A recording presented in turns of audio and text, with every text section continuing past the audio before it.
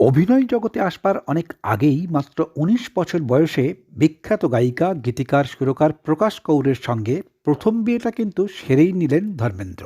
এরপর তুম হাসিন मैं জওয়ান ছবিতে অভিনয় করতে গিয়েই প্রেমে পড়লেন সহ অভিনেত্রী ড্রিম গার্ল হেমা মালিনীর।